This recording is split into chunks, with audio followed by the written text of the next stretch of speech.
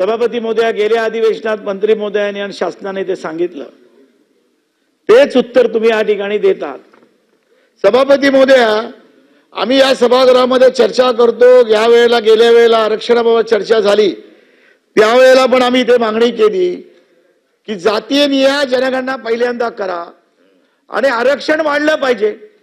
आरक्षण तुम्ही 10% वाढवलं, ते वाढवता येतं का? कायद्याप्रमाणे वाढवता येत नाही. आणि त्यामुळे सभापती महोदया, या ठिकाणी आरक्षणाच्या बाबतीत जी एका कोणी शहाणीने एक केस टाकली, त्याच्यावर आज आपण सगळं थांबलेलो आहोत. म्हणजे ही सगळी लबाडी चाललेली आहे. ओबीसी समाज आणि मराठा समाजाला या ठिकाणी खेळवण्याचं काम चाललेलं आहे. सर्वसामान्य माणसाला याच्यामध्ये काही रस नाहीये. आणि म्हणून हे आरक्षण वाढवण्याचं धोरण आणि त्यावर तुमच्या मंत्रिमंडळ, तुमची जी कमिटी नेमली, त्याच्यावर चर्चा झाली का? नंबर 1.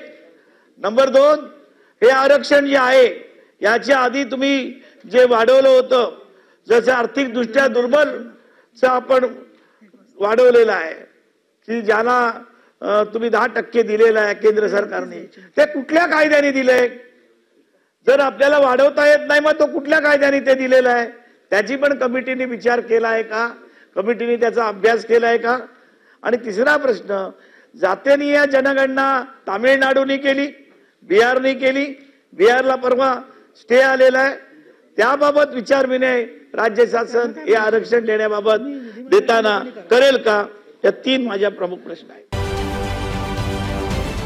महाराष्ट्रातील सर्व बातम्यांचे विश्वासार्ह व्यासपीठ,